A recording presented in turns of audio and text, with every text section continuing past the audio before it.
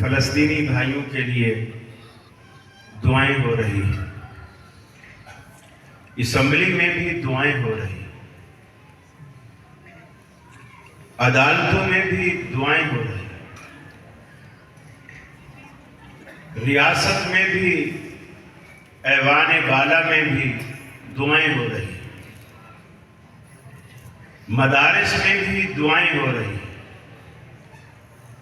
مساجد میں بھی قنوت نازلہ پڑھی جا رہی ہے۔ سوال یہ ہے، ہم جب سارے دعاؤں میں لگ گئے ہیں تو کرنے کا کام کون کرے گا؟ یہ ٹھیک ہے کہ دعا مومن کا ہتھیار ہے، الدعاء سلاح المؤمن، ہم اس سے بے نیاز نہیں ہو سکتے، لیکن اللہ کے رسول صلی اللہ علیہ وسلم نے کیا مسجد نبوی میں بیٹھ کر ساری جنگیں لڑی صرف دعاؤں سے؟ کیا آپ کے دندان مبارک شہید نہیں ہوئے؟ آپ کے سر پہ لوہے کا خود آپ کی پیشانی میں نہیں گھسا؟ آپ کا خون نہیں بہا؟ کیا صحابہ پر تیروں کی بارش نہیں ہوتی تھی؟ دعائیں تو وہ ہم سے اچھی کر سکتے تھے، اور یقیناً جب ان کی خوراک، ان کی کمائی حلال کی ہوتی تو دعاؤں میں ایک اثر بھی ہوتا۔ اب یہ دوسرا سوال بھی ہے،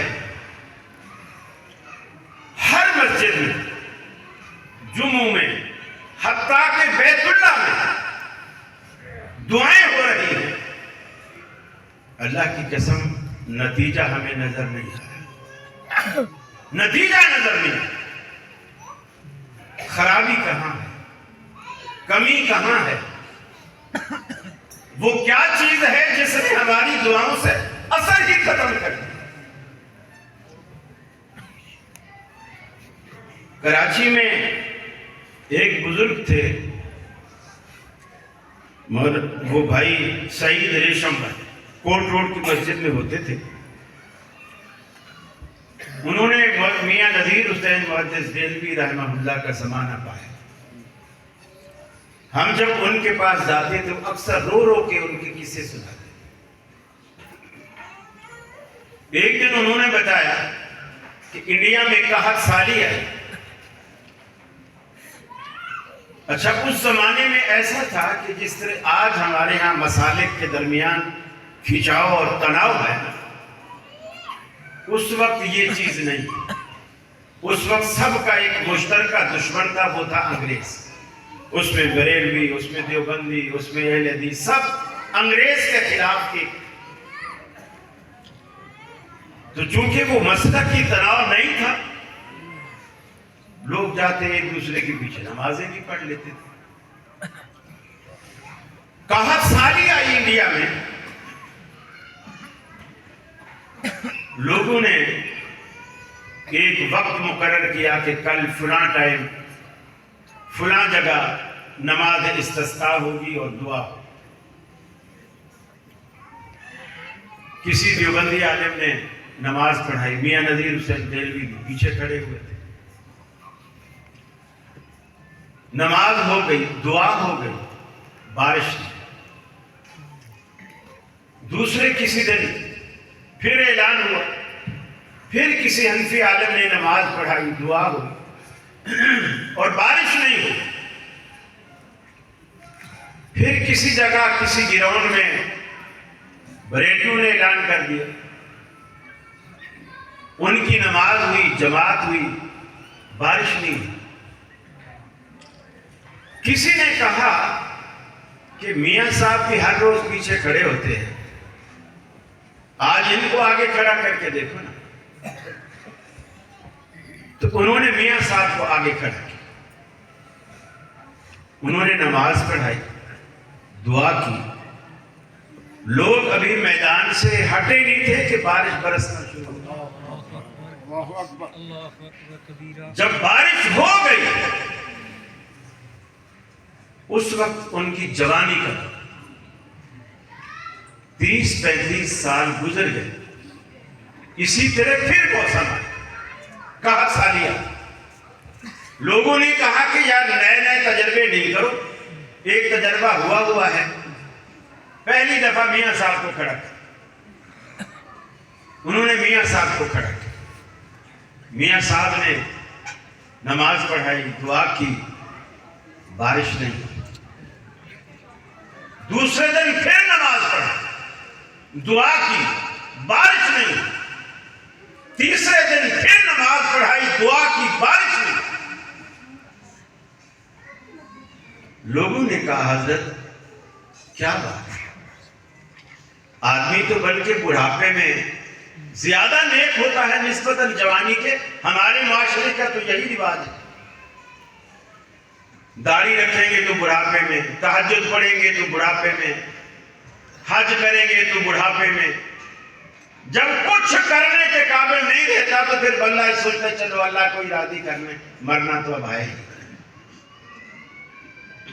پوچھنے لگے لوگ کہ حضرت کیا بات, جوانی کے دور میں آپ نے پہلی مرتبہ نماز پڑھائی اور جل تھل بارش ہو گئی, اور آج آپ کو 3 دن ہو گئے.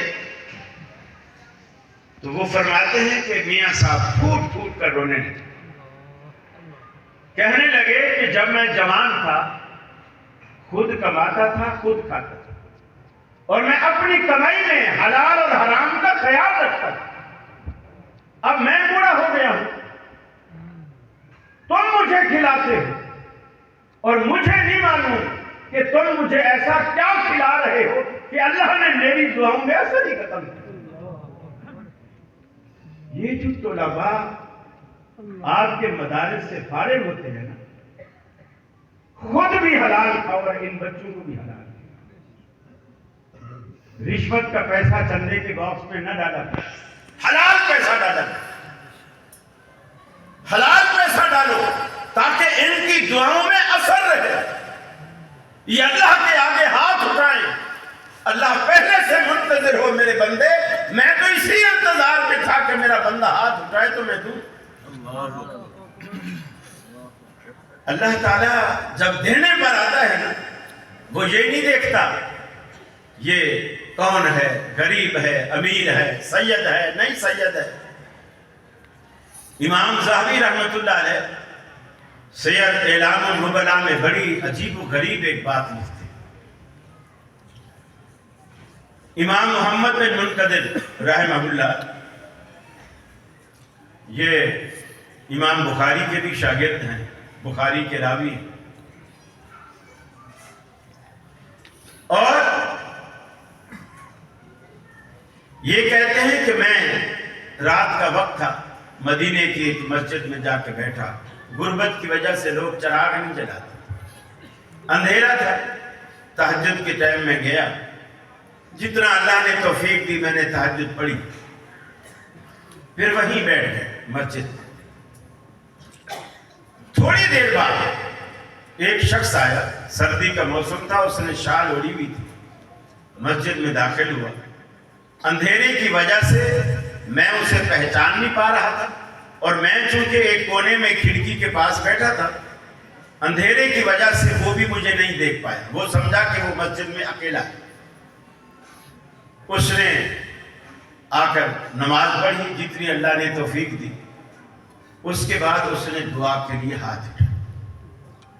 اس نے جب دعا کے لیے ہاتھ اٹھائے تو اس نے کہا یا اللہ تیرا مدینہ پیاسا ہے, اور آج گورنر نے پورے مدینے کو میدان میں کھڑا کر کے دعا مانگی, تو نے بارش نہیں دی. اللہ تیرا مدینہ پیاسا ہے, تو بارش دے. امام محمد بن منقدر کہتے ہیں کہ میں کھڑکی کے پاس بیٹھا ہوں, اور میں نے اس کی دعا سنتے ہی بادلوں کی گرج سے بادل گرجے, اور پھر یہاں تو کہتے ہیں نا جو گرجتے ہیں وہ برستے ہیں. کہتے ہیں پہلے گرجے پھر برسنا شروع ہو گئے, اور اس بندے نے دعا مانگنی چھوڑ دی اور رونا شروع کر دیا کہ یا اللہ مجھ میں ایسی کیا بات ہے تو میری دعا کو فوراً مان لیتا ہے، رد نہیں کرتا۔ آج گورنر مدینہ نے دعا مانگی، پورے مدینہ نے جمع ہو کر دعا مانگی، تو نے بارش نہیں کی۔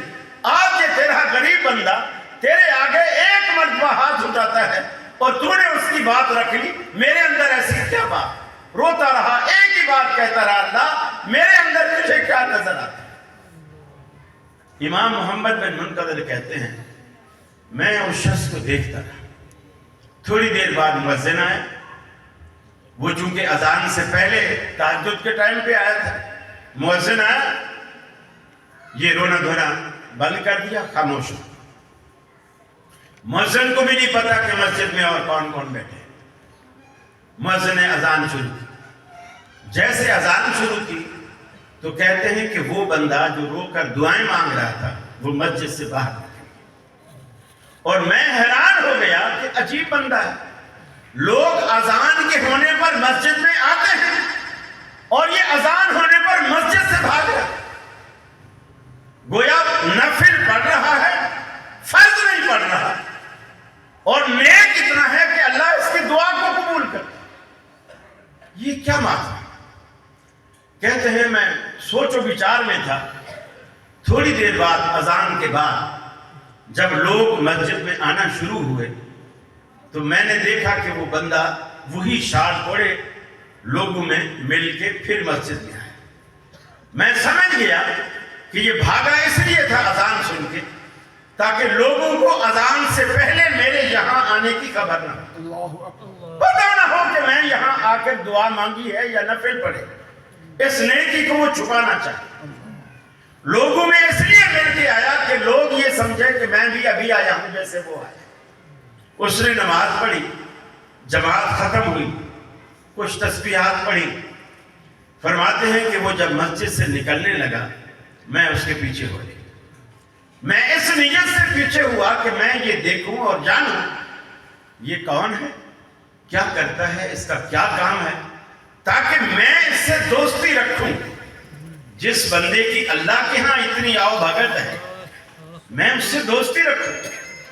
کہتے ہیں کہ میں چلا گیا، شہر کی جو بستی کی گاؤں کی آبادی تھی وہ ختم ہو گئی، اس کے بعد ویران جگہ آ گئی، میں بھی پیچھے چلتا گیا۔ آگے کچھ مجھے جھونپڑیاں نظر آئی، جیسے خانہ بدوشوں کی جھونپڑیاں ہوتی ہیں ایسے جھونپڑی نظر آئی۔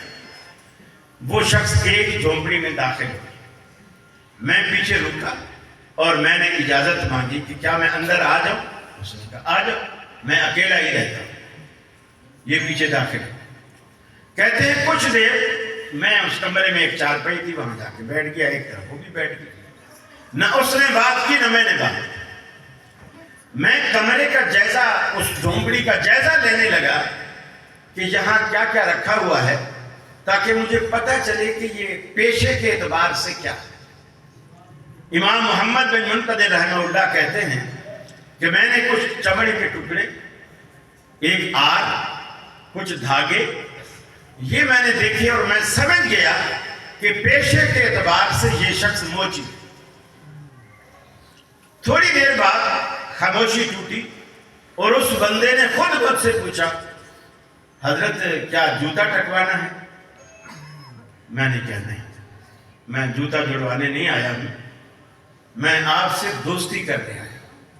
اس نے کہا اتنے سارے مدینے میں میرا انتخاب کیوں، مجھ سے کیوں دوستی کرنا چاہتا؟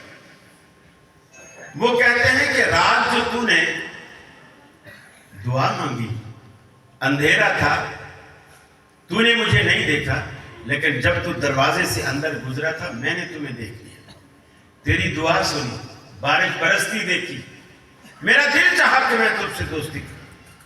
وہ فرماتے ہیں جیسے میں نے یہ بات بتائی اس کے چہرے کا رنگ فت اڑ گیا، وہ ایسے پریشان ہو گیا جیسے کوئی اس کی خوبی نہیں بلکہ کوئی خامی لوگوں کو پتہ چل گئی، وہ ایسا پریشان ہو۔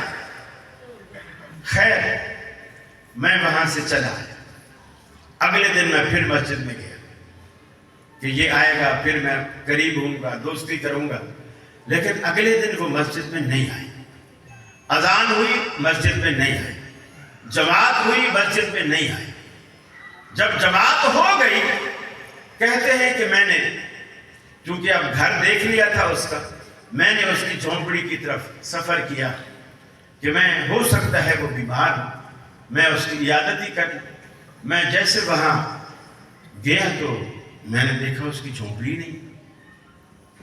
نہیں ہے، برابر جھونپڑی میں ایک بڑھیا باہر نکل کے بیٹھی تھی۔ میں نے اس سے پوچھا، اماں یہ جھونپڑی والا اور یہ جھونپڑی یہ کہاں گئے؟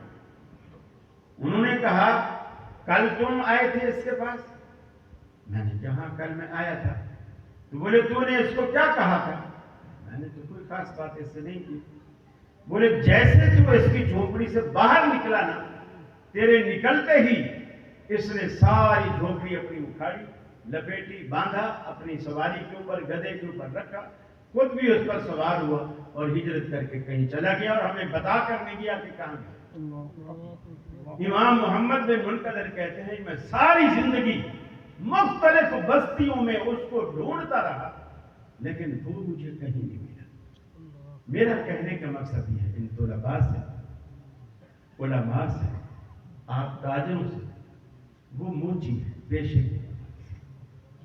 اللہ تعالیٰ کو رسول اکرم صلی اللہ علیہ وسلم نے فرمایا دنیا میں کچھ لوگ ایسے ہیں ان کے سر میں گرد و غبار دیکھو گے، کپڑے میلے کچیلے دیکھو گے، اور ایسے لوگ ہیں دنیا کے اندر کہ اگر کسی گلی میں آ جائیں تو لوگ نفرت کی وجہ سے اپنے گھر کے دروازے بند کر لیتے، لیکن اللہ رب العالمین کے ہاں ان کی قدر و منزلت اتنا ہے، کسی بات پر وہ قسم کھا لے اللہ تعالیٰ فوراً ان کی قسم کو پورا کر دے، فوراً پورا کر دے۔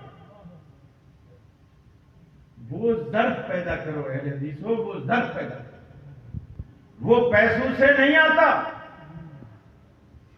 وہ خوبصورت چہروں سے نہیں آتا، وہ خوبصورت پوشاکوں سے نہیں آتا، وہ اللہ سے لو لگانے سے۔ اور آپ جو طلباء اس اعتبار سے مبارکباد کے مستحق ہیں، اور آپ عظیم لوگ، آپ کے پاس دنیا کی عظیم دولت، آپ کسی سے کم نہیں ہو، آپ کا رشتہ دنیا کی اس جگہ سے جڑا رہتا ہے، مؤذن ہو تب بھی، امام ہو تب بھی، خطیب ہو تب بھی، مفتی ہو تب بھی، مدرس ہو تب بھی، تمہارا رشتہ اس جگہ سے جڑا رہتا ہے جس جگہ کو اللہ کے رسول نے پوری دنیا میں سب سے بہترین جگہ مسجد کو قرار دیا، اس سے جڑا۔ اور آج آپ سمجھتے ہو لوگ تانے دیتے، مولوی 8 سال لگاتے ہیں، کیا سکوپ ہے ان کا، کیا ملتا ہے ان کو؟ میرے بھائی، آج اگر آپ کے جہلم میں کسی کے بچے کی شادی ہو اور اس کی دعوت پر نواز شریف بھی آئے، شہباز شریف بھی آئے اور عاصم منیر بھی آئے، آپ کا گورنر پنجاب بھی آئے، اور کچھ نہ کریں، صرف اس دولہا کے گلے میں پھولوں کا ایک ایک کنٹھا، پھولوں کا ہار وہ ڈال دے، یقین مانیے اگلے دن شاید وہ دولہا اور دولہا کا ابا جہلم والوں سے بات کرنا بھی پسند نہیں کرے گا کہ میرا سٹیٹس سب ظاہر بات ہے، میری شادی میں یہ آئے ہیں، باہر کالی جھنڈے والی گاڑیاں کھڑی ہیں، اتنی گاڑیاں کسی کے بچے کی شادی میں آئی ہیں، میری شادی میں، اور ہم بھی دیکھیں گے کہ یار بڑا اونچا مقام ہے، اتنے بڑے بڑے لوگ آ کے ان کے گلے میں ہار ڈال رہے ہیں۔ اللہ کے بندو، جہلم والوں، آنکھیں بند کر کے ان بچوں کے مقام اور مرتبے کا تصور کرو۔ اللہ کے رسول فرماتے ہیں قیامت کا دن ہوگا، ساری کائنات جمع ہوگی، بیچ میں کوئی دیوار، کوئی پہاڑ، کوئی مکان، کوئی درخت، کوئی چیز حائل نہیں ہوگی، ساری دنیا آدم علیہ السلام سے لے کر قیامت تک جتنی دنیا آئی ہے ساری جمع ہوگی، اور اللہ تعالیٰ حافظ کے والد کو بلائے گا اور اپنے ہاتھ سے اس کے سر پہ تاج سجائے گا، اس کنٹھے کی قیمت کا، اور اللہ کے ہاتھ سے حافظ کے بچے کے والد کے سر پر سجائے جانے والے تاج کی قیمت کا ذرا تصور تو کرو۔ آج میں خبر پڑھ رہا تھا، گورنر آپ کے پنجاب کے کسی اپنے دادا کی قبر پہ گئے ہیں، قبرستان میں ریڈ کلر کا قالین بچھایا، گورنر کے جوتے میلے نہ، جا قبرستان رہے ہیں لیکن جوتے میلے ہونے کا احساس ہے، قالین بچھا ہوا ہے۔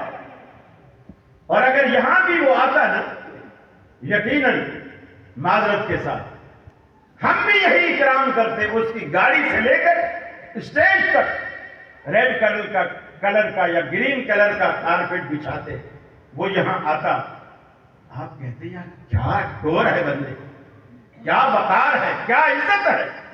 ارے ذرا آنکھیں بند کر کے ان بچوں کی عزت کا تصور تو کرو۔ اللہ کے حبیب فرماتے ہیں ایک دین کا طالب علم جب دین سیکھنے کے ارادے سے اپنے گھر سے اپنے ادارے تک جاتا ہے، اللہ کی رحمت کے فرشتے اس کے قدموں تلے اپنے پر بچھاتے ہیں۔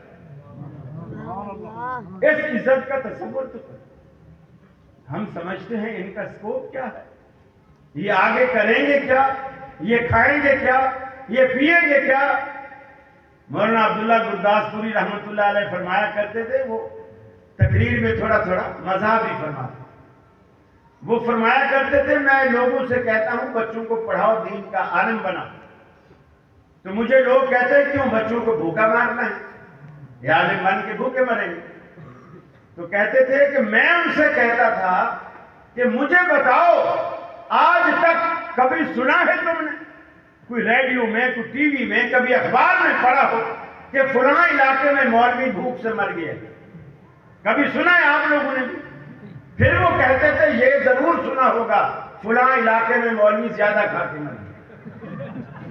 اللہ تعالیٰ علماء کو یقین مانیے اتنا نوازتا ہے، اتنا کھلاتا ہے۔ ہماری بلا سے چینی 10,000 روپے کلو ہو جائے، مولویوں کا حلوہ کبھی بند نہیں ہوتا، کبھی بند نہیں ہوتا۔ یہ اللہ کی نعمت ہے، اللہ کا احسان ہے اس طبقے پر جسے آپ سمجھتے ہیں ان کا کوئی سکوپ ہی نہیں۔ اور دنیا سکوپ دے یا نہ دے، اللہ کے ہاں آپ کی بڑی قدر کی۔ اور ایسے ادارے چلانے والے مبارکباد کے مستحق، ان کا تعاون کرنے والے وہ بھی مبارکباد کے مستحق ہیں جو ایسے ادارے کو تعاون کر کے ان کو ہرا بھرا اور سرسبز و شاداب رکھ رہے ہیں۔ میری دعا ہے اللہ رب العالمین ان کے گھروں کو بھی ہرا بھرا اور سرسبز و شاداب رکھے۔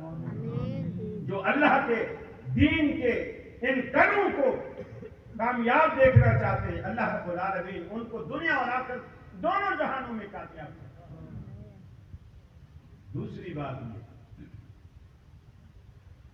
آج کچھ حالات ایسے ہیں، ہر بندہ دکھی، ہر بندہ دکھی، اور یقین مانیے ہم اتنے بے بس ہو چکے ہیں کہ ہم دعا کے سوا کچھ کر بھی نہیں رہے، کچھ کر نہیں پا رہے، جو کر پا رہے ہیں وہ کر نہیں رہے۔ ہم اتنے دکھی ہیں، اپنی آنکھوں کے سامنے سب کچھ دیکھتے ہیں، سب کچھ دیکھتے ہیں، لیکن ہم کچھ نہیں کرتے۔ اللہ نے قرآن مجید میں 8 باتیں کی، 8 باتوں کے مقابلے میں صرف 3 باتیں کی۔ فرمایا قل ان کان آباؤکم وابناؤکم، محبوب نے کہہ دیجیے اگر تمہارے باپ دادا اور تمہاری اولادیں، وَإِخْوَانُكُمْ اور تمہارے بھائی بہن، وَأَزْوَاجُكُمْ تمہاری بیویاں، وَعَشِيرَتُكُمْ اور تمہارے پیش قبیلے خاندان، وَأَمْوَالٌ اقْتَرَفْتُمُوهَا اور وہ مال جنہیں تم کماتے ہو، جنہیں تم اپنے خون پسینے کی کمائی کہتے ہو، وَتِجَارَةٌ تَخْشَوْنَ كَسَادَهَا اور تمہاری وہ تجارتیں جن میں نقصان ہونے کا ہر وقت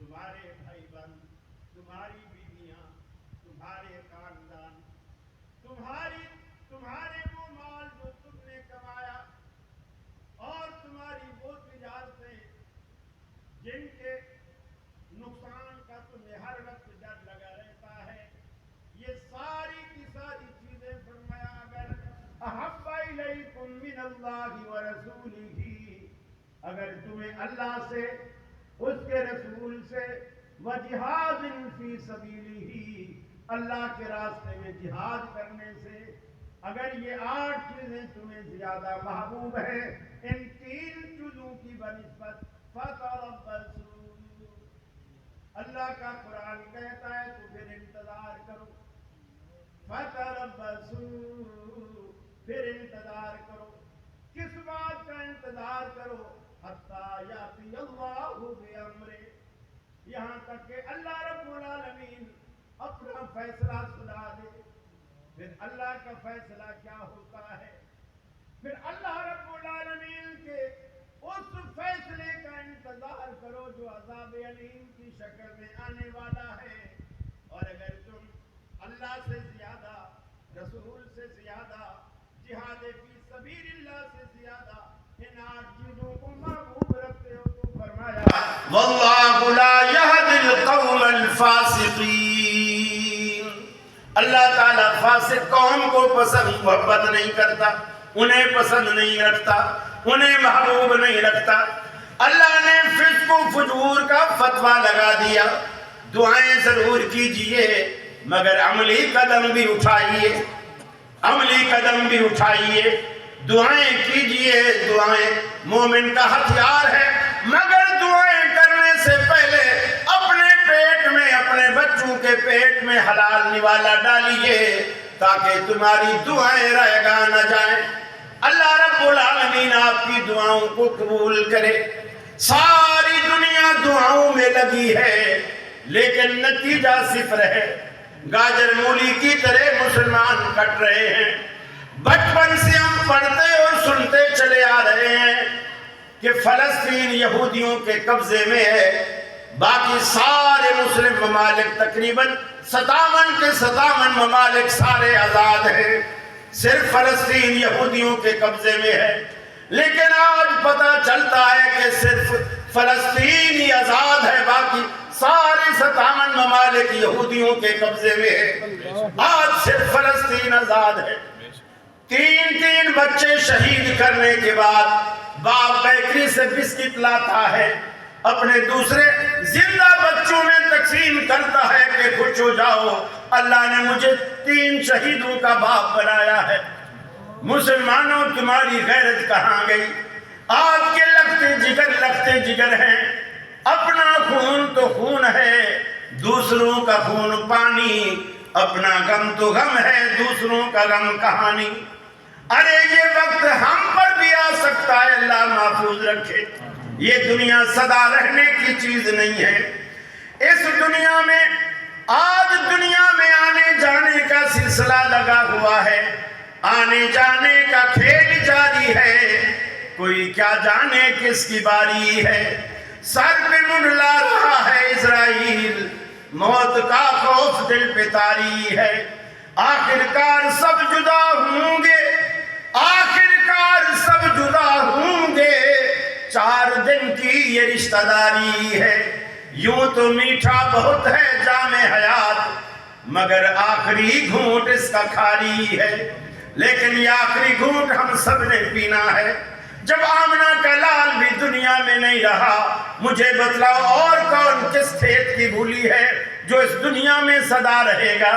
اللہ قرآن میں بار بار ہمارے ضمیر کو جھنجھوڑ کر یہ بات کہتا ہے، فرمایا اگر تم سارے کے سارے مضبوط قلعہ بنا کر کے بھی اس کے اندر پناہ لے لو، اس کے اندر چھپ جاؤ، فرمایا اینما تکونوا یدرککم الموت ولو کنتم فی بروج مشیدہ، اگر تم مضبوط قلعوں کے اندر بھی خود کو بند کر لو، موت تمہیں فَإِنَّهُ مُلَاقِيكُمْ، موت تمہیں خود ڈھونڈ لے گی، موت تم سے مل کے رہے گی۔ ارے جب مرنا یقینی ہے تو کیوں نہ عزت کی موت مرا جائے۔ کیوں نہ شہادت کی موت مرا جائے. موت جب یقینی ہے اس کے لیے ارادے تو کر لو, ارادے تو کر لو. ارے آج چلو رائے گنج والوں کی یہ بات تو مان لو, کم از کم نیت تو کر لو. اللہ رب العالمین نیت پہ بھی انشاءاللہ تمہیں اجر دے گا. ارادہ تو کر لو. ان بچوں کے وارث بنو. اپنے گھروں کے اندر جو 4 5 بچے اللہ نے دیے ہیں ان میں سے 2 1 عالم بھی ضرور بناؤ. دینی مدارس کو اپنے بچے وقف کرو. ہم دنیا سے جب چلے جائیں گے ہمارے وہ بچے جو آپ نے دین کے لیے وقف کیے ہوں گے مسجد میں بیٹھیں گے, ننھے منھے ہاتھ اٹھائیں گے, اللہ سے کہیں گے رب ارحمہما کما ربیانی صغیرا. اے اللہ ان پہ ایسے مہربانی فرما جیسے ہمارے بچپن میں انہوں نے ہمارے ساتھ شفقت و مہربانی کی.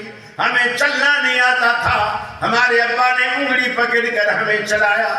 ہمیں کھانا نہیں آتا تھا, ابا نے کھانا سکھلایا. ہر بات چھوٹی چھوٹی بات ہمیں سکھلائی. اور آج وہ بچے جب بڑے ہو جاتے ہیں, شادیاں ہو جاتی ہیں, یقین مانیے بیویوں کے کہنے سے بوڑھے ماں باپ کو دھکے دے کر گھر سے باہر نکال لیتے ہیں. ماں باپ کی عزت کرنا سیکھیے, آپ کی اس سے بھی آپ کی دعاؤں میں اثر پیدا ہوگا. ماں باپ کی تکریم کیجئے, اور تکریم کا بڑا آسان طریقہ ہے. ابا تھکا ہارا گھر میں آئے, اماں تھکی ہاری چارپائی پہ لیٹے, آپ 35 سے بیٹھ جائیں اور 35 سے بیٹھ کر پاؤں پہ آپ ہاتھ رکھیں, ایسا ایسا دبانا شروع, جسے آپ مٹھیاں بھرنا کہتے ہیں, دبانا شروع کرے.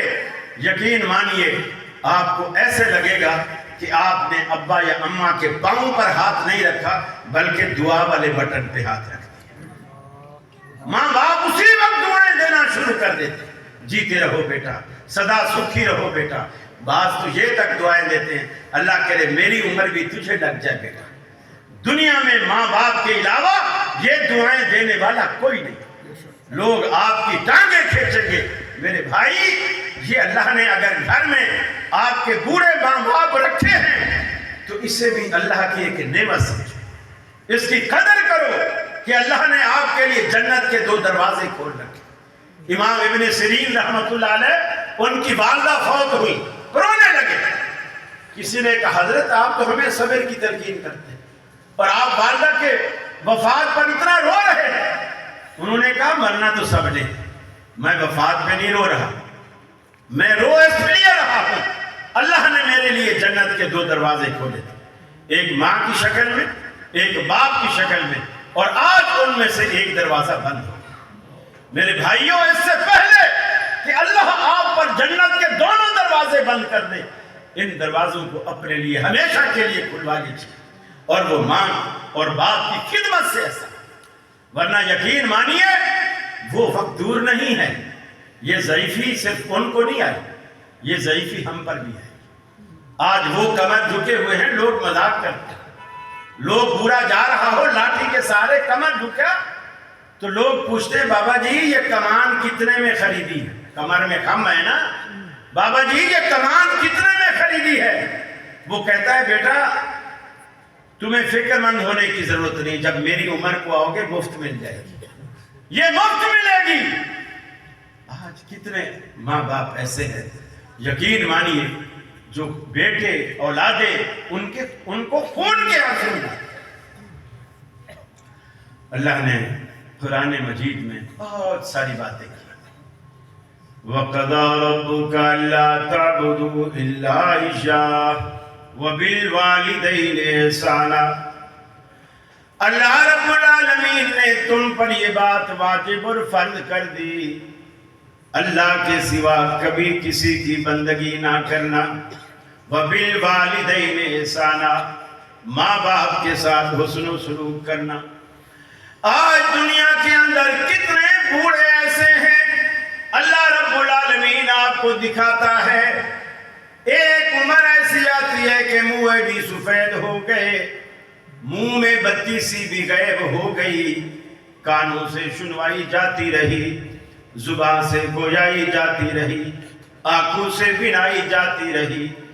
زندگی میں جوانی میں جو کچھ کمایا تھا بیماریوں نے گھیرا تو علاج معالجے پہ لگ گیا، جیب بھی خالی ہو گئی۔ ایک وفادار بیوی تھی، وہ بھی اللہ کو پیاری ہو گئی۔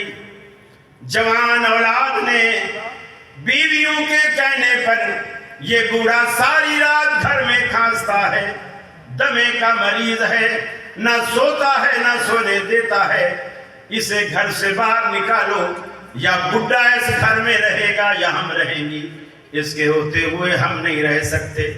وہ نہ خلف بیٹا نہ سعید بیٹا اپنی بیویوں کے کہنے پر اپنے بوڑھے باپ کو دھکے دے کر گھر سے باہر نکال دیتا ہے۔ وہ بوڑھا گرتا پڑتا، دیواریں پکڑتا، سارے شہر کے دروازے بند دیکھتا ہے سوائے اللہ کے گھر کے دروازے کے۔ ڈرتے ڈرتے کبھی زندگی میں اس نے قدم نہیں رکھا، آج پہلی مرتبہ مسجد میں قدم رکھا۔ آنکھوں میں شرمندگی بھی ہے، آنسو بھی بہاتا ہے، بے ساختہ دل سے ایک آواز نکلتی ہے، امن یجیب المضطر اذا دعا، اے بے قصوں کی فریاد سننے والا۔ آج یہ بے قص بوڑھا حالات کا مارا ہوا، حالات کا دھتکارا ہوا، اولاد کا دھتکارا ہوا، حوادث زمانہ کا دھتکارا ہوا، آج یہ پہلی مرتبہ تیرے دروازے پر آیا ہے۔ اللہ مجھے یہ بتا تیرے سوا کون ہے جو بے قصور کی فریاد سنے۔ اللہ کے حبیب فرماتے ہیں وہ بندہ جو 80 سال بعد 90 سال بعد آج پہلی مرتبہ مسجد میں قدم رکھا ہے، اللہ کی رحمت ایک مرتبہ بھی اسے تانا نہیں دیتی کہ اے بوڑھے آج تجھے مسجد کا خیال آیا، آج تجھے اللہ کی دربار کا دروازے کا خیال آیا، آج تو رب کے سامنے ہاتھ اٹھانے والا بن گیا۔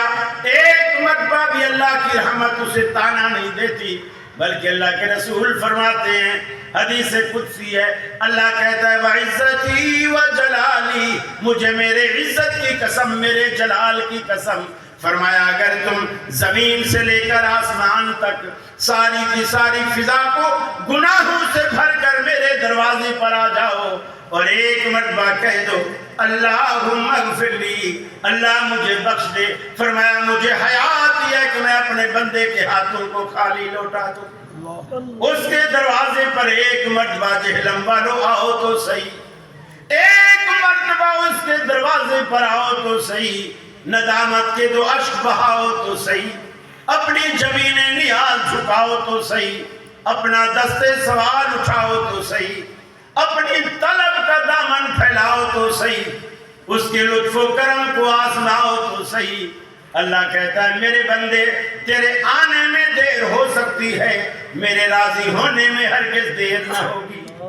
قال ربکم ادعونی استجب لکم، تمہارا رب، تمہارا داتا، تمہارا پالنہار تمہیں کہتا ہے ادعونی، ارے میرے بندو مجھے پکارا کرو، میں ہی تو ہوں جو تمہاری دعائیں سنتا ہوں، تمہاری فریادیں سنتا ہوں، میں تو گونگے کی دعا کو بھی سمجھتا ہوں، وہ جو گونگا کھر کھر کر کے بولتا ہے میں تو اس کے ارادوں کو بھی جانتا ہوں۔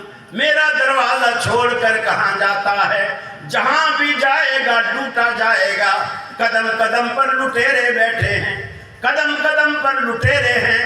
حضرت جی پوچھتے ہیں کہ میں آؤں گا تو کیا دو گے، تم آؤ گے تو کیا لاؤ گے؟ ہمیشہ بڑھوے چلاتے ہیں، دینے کی کبھی بات نہیں کرتے۔ اللہ رب العالمین کہتا ہے میرے بندے میرے دروازے پر آ، کچھ نہ لے کر آ، خالی ہاتھ آ، دامن بھر کے جا، بس تیرے آنے کی دیر ہے، میرے راضی ہونے میں ہرگز دیر نہ ہوگی۔ ایک مرتبہ آ تو اے خدا کتنا آسان ہے منانا تجھ کو، فقط ایک سجدہ ندامت کے دعا سے۔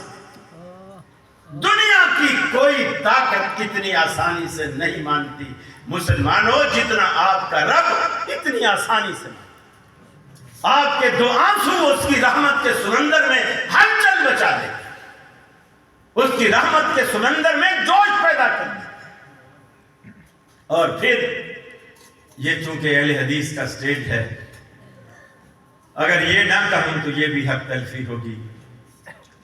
دنیا میں اللہ نے ایک ہستی بنائی ہے، جس ہستی کا دامن اگر آپ پکڑ کر چلتے ہیں، نماز میں، روزے میں، حج میں، زکوٰۃ میں، آپ ان کو کاپی کرتے ہیں، اللہ رب العالمین قیامت والے دن آپ کے ان تمام اعمال کے بدلے آپ کو جنت دے گا. اور وہ ہستی محمد رسول اللہ صلی اللہ علیہ وسلم کی ہستی ہے. قیامت کا دن ہوگا، وہ اتنے خیر خواہ ہیں. قیامت کا دن ہوگا، ساری مخلوق پریشان ہوگی، پوری مخلوق آدم علیہ السلام سے لے کر قیامت تک جتنے آئے ہوں گے سارے پریشان اس لیے ہیں کہ ایک انتظار ہو رہا ہے. اور انتظار اس بات کا نہیں ہو رہا کہ کون جنت میں جائے گا اور کون دوزخ میں جائے گا، یہ نہیں. انتظار اس بات کا ہے کہ اللہ حساب ہی نہیں لے رہا بندے. اللہ ناراض ہے اور بندوں کا حساب ہی نہیں لے رہا. دنیا پریشان ہے. آپ نے کبھی اپنے کسی عزیز کو ایئرپورٹ پہ لینے آپ گئے ہوں، اسٹیشن پہ لینے گئے ہوں، وقفے سے بورڈ لگ جاتا ہے، ٹرین ابھی 1.5 گھنٹہ لیٹ ہے. جب وہ 1.5 گھنٹہ ہو جائے گا پھر دوسرا بورڈ لگ جائے گا 2 گھنٹے لیٹ. آپ کی کتنا ایک کوفت ہوتی ہے، وہ انتظار بہت کوفت والی. اور ایسا انتظار سورج نیزے برابر ہے، پسینے میں لوگ شرابور ہیں، کوئی گھٹنے تک، کوئی کمر تک، کوئی گردن تک، کوئی پورے پسینے میں ڈوبے ہوئے، اور انتظار کر رہے ہیں کہ اللہ حساب دے. اور جرات کسی کو نہیں ہو رہی کہ اللہ کو کہے کہ اللہ تو ان کا حساب کیوں نہیں لیتا. یہاں تو لوگ کہتے ہیں نا کہ ہم تو فلاں پیر کے مرید ہیں اور یہ اتنی بڑی بیعت ہم نے کر رکھی ہے، ہم جب جائیں گے وہ اللہ کے عرش کا پایا پکڑ کے ہمارے پیر صاحب کھڑے ہوں گے، ہم جب جائیں گے وہ ہمیں دیکھیں گے، پہچانیں گے، اور اللہ سے کہیں گے اللہ یہ تو اپنا مرید ہے. اللہ کہے گا چلو ڈبل جانے، وہ چلے جائیں، بخشے جائیں گے. یہ لوگوں کے عقیدے. کتنے پیر ہیں مریدیوں سے جا کے کہتے ہیں کہ مجھ سے پردہ کر، یہ کمبخت ماری، میں قیامت والے دن تجھے پہچانوں گا کیسے؟ منہ تو کھول تاکہ میں قیامت والے دن تجھے پہچان تو سکوں. ساری کائنات پریشان، حساب نہیں. آخر حضرت عیسیٰ علیہ السلام مشورہ دیں گے، رسول اللہ صلی اللہ علیہ وسلم کے پاس آئیں. اور آپ جب دیکھو، آپ نے اللہ کو راضی کرنے کا گر بتایا اس وقت بھی، حالانکہ آپ امام الانبیاء سید البشر ہیں. ایسا نہیں فرمایا کہ میں سینہ تان کے اللہ کو بولوں گا کہ اللہ ان کا حساب کیوں نہیں لیتا، یہ دھوپ میں کھڑے ہوئے ان کا حساب لے، فارغ کریں. نہیں، اللہ کے حبیب نے فرمایا میں فوراً سر سجدے میں ڈالوں گا. یہ ہے اللہ کو راضی کرنے کا سب سے بہترین طریقہ. میں سر سجدے میں ڈالوں گا. پھر فرمایا مجھے وہ دعائیں اب یاد نہیں ہیں جو میں اس وقت کروں گا. اللہ اس وقت میرے ذہن میں وہ دعائیں ڈالے گا، میں وہ زبان پہ لاؤں گا، سجدے میں وہ دعائیں کروں گا، کرتا رہوں گا حتیٰ کہ اللہ کو ترس آئے گا اور اللہ کی رحمت کے سمندر میں ایک تلاطم برپا ہوگا اور اللہ کہے گا ارفع رأسک یا محمد، محبوبم سر اٹھائیے، ارفع رأسک، اپنا سر اٹھائیے، دامن پھیلائیے، جھولیاں بھر دی جائیں گی. سل توتا، آپ مانگیے، اللہ نوازنے پر تلا ہوا ہے. آپ مانگیے، اللہ دینے پر تلا ہوا ہے. آپ کی دعاؤں نے، آپ کی التجاؤں نے، آپ کی درخواستوں نے میرے رحمت کے سمندر میں ہلچل مچا دی. میں دینے کے لیے بے چین ہوں، مانگو کیا مانگتے ہو. سل توتا. اللہ رب العالمین کہے گا اے حبیب آج مانگ ڈالیے، اس لیے کہ اس پوری کی پوری کائنات میں آپ سے بہتر مانگنے والا کوئی نہیں اور مجھ سے بہتر دینے والا کوئی نہیں. اللہ کے رسول مانگیں گے, اللہ رب العالمین دے گا, پھر حساب شروع ہوگا. اس محسن کا دامن ابھی سے پکڑ لیجیے, اس محسن کا دامن ابھی سے پکڑ لیجیے. ہم پر یہ بھی الزام ہے کہ ہم لوگ میاں اپنے نبی کی عزت جیسے باپ کی, بڑے بھائی کی ہوتی, ہم ویسے کرتے ہیں. آپ لوگوں نے لوگوں سے سنا ہے, کبھی اہل حدیثوں سے بھی سنا. سنن دارمی کی روایت, اللہ کے رسول فرماتے ہیں میں لیٹا ہوا تھا, اللہ نے آسمان سے 2 فرشتے اتارے. ایک فرشتہ میرے پاس آ گیا, ایک فرشتہ آسمان اور زمین کے درمیان معلق ہو گیا, اور اس کے ہاتھ میں ایک ترازو ہے. اس نے پلڑے زمین پہ لٹکا دیے, ترازو کا دستہ پکڑ لیا, اور پلڑے لٹکانے کے بعد نیچے والے فرشتے سے اوپر والا فرشتہ پوچھتا ہے کیا یہ وہی ہستی ہے جس کی طرف ہمیں بھیجا گیا؟ نیچے والے نے کہا یہ وہی ہستی ہے. کہا پھر ان کو ایک پلڑے میں رکھو. اللہ کے حبیب فرماتے ہیں مجھے ایک پلڑے میں رکھا گیا, دوسرے پلڑے میں کسی اور کو رکھا گیا. حدیث میں اس کا نام نہیں بتایا وہ کون رکھا گیا. اوپر والے فرشتے نے جو ترازو کا دستہ پکڑ کر اوپر اٹھایا, آپ فرماتے ہیں میرا پلڑا تو اسی طرح زمین سے لگا رہا وزن کی وجہ سے, اور دوسرا پلڑا فوراً اوپر ہو گیا, میرا پلڑا ہلا ہی نہیں. اب اوپر والے فرشتے نے نیچے والے فرشتے سے کہا زنہو بعشرن, سے 10 کے مقابلے میں تولو. آپ فرماتے ہیں مجھے 10 کے مقابلے میں تولا گیا, پھر بھی میرا پلڑا بھاری رہا. اس نے کہا زنہو بمئتن, اسے 100 کے مقابلے میں تولو. مجھے 100 کے مقابلے میں تولا گیا, پھر بھی میرا پلڑا بھاری رہا. اس نے کہا زنہو بألفن, اسے 1000 کے مقابلے میں تولو. فرمایا مجھے 1000 کے مقابلے میں تولا گیا, پھر بھی میرا پلڑا بھاری رہا. اب نیچے والے فرشتے نے اوپر والے فرشتے سے کہا بھائی تجھے نہیں معلوم کہ اس ہستی کا وزن کن لوگوں کے ساتھ کراتا ہے, کبھی 1 کے مقابلے میں, کبھی 10 کے مقابلے میں, کبھی 100 اور 1000 کے مقابلے میں. واللہ لو وزنتہ بامتہ لرجعہا, اللہ کی قسم اگر دوسرے پلڑے میں پوری کی پوری کائنات بھی رکھ دے گا, پھر بھی آمنہ کا لال کا پلڑا بھاری رہے گا. یہ اہل حدیث کا عقیدہ ہے.